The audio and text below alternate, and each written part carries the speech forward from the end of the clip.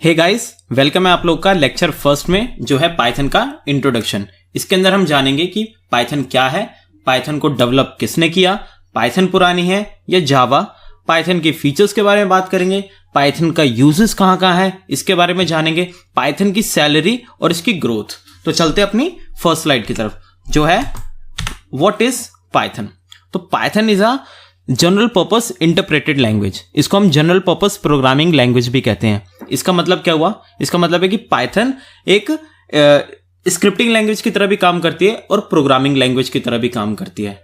यानी कि जो पाइथन के जो वर्जन्स आए थे 1.x की series, 2.x series, 3.x series, उसमें जो 2.x की सीरीज और इससे पहले वाली जो सीरीज थी वो एक स्क्रिप्टिंग लैंग्वेज की तरह काम करती थी, सिर्फ स्क्रिप्टिंग। लेकिन जो पाइथन की 3.x सीरीज आई है वो प्रोग्रामिंग लैंग्वेज के साथ साथ स्क्रिप्टिंग लैंग्वेज भी है वो। ओके तो इसके साथ साथ क्या है कि ये इंटरैक्टिव है। इंटरैक्टिव का मतलब क्या है? अगर हम कोई गेम डेवलप कर रहे हैं या हम वेब डेवलपमेंट की बात कर रहे हैं तो यहां पर हम अपना कोड लिखते जाते हैं और उसका साथ ही साथ आउटपुट देखते जाते हैं।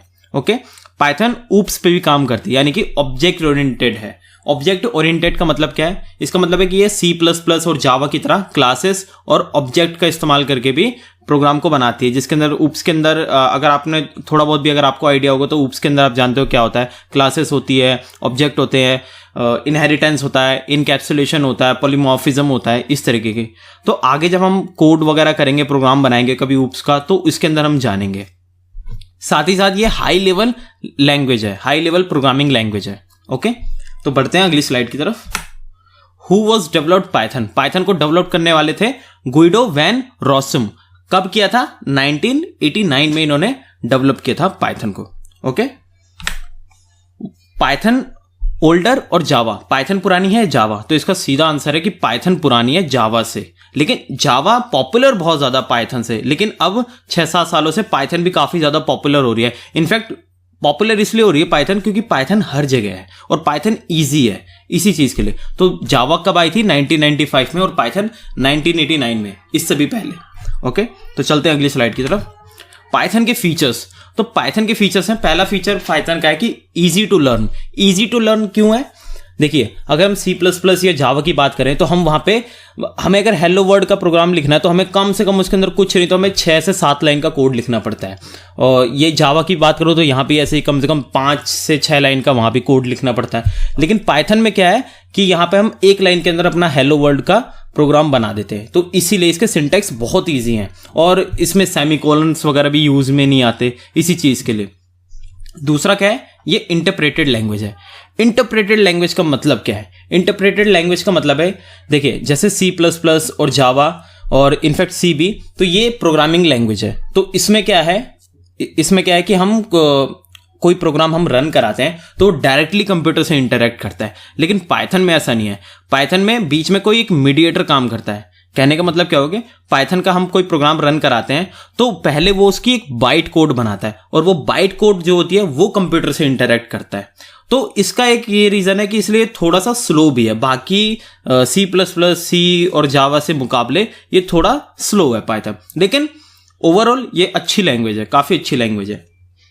तीसरा पॉइंट क्या है? ये ऑब्जेक्ट ओरिएंटेड लैंग्वेज है। जैसे कि मैंने आपको बताया कि ये क्लासेस, ऑब्जेक्ट, पॉलीमॉर्फिज्म, एनकैप्सुलेशंस, इन सब का यूज करके भी प्रोग्राम बना सकते हैं।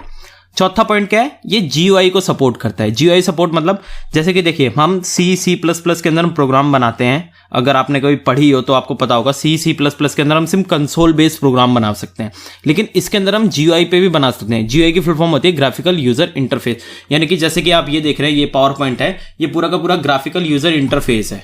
ओके, पूरा GUI पे चल रहा है। तो ऐसा भी हम पाइथन के अंदर प्रोग्राम बना सकते हैं। सेकेंड लास्ट पॉइंट क्या है? ये ऑटोमेटिक गार्बेज कलेक्शन को सपोर्ट करता है। कहने का मतलब क्या हुआ कि मेमोरी को काफी सेफ रख के चलता है।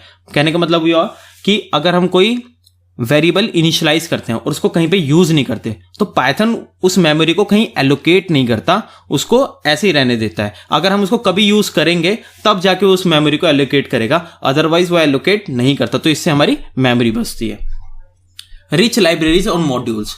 रिच लाइब्रेरी और मॉड्यूल का मतलब क्या है कि इसके अंदर अगर हमें कोई गेम बनाना है तो इसके अंदर एक लाइब्रेरी आती है, मॉड्यूल आता है पाई गेम, हम उसका यूज़ करके इसके अंदर गेम बना सकते हैं। हम डेवलपमेंट अगर हमें करना है वेब डेवलपमेंट तो इस चीज़ के लिए भी अलग से लाइब्रेरीज वगैरह आती है, तो हम उनका यूज़ करके बना सकते हैं।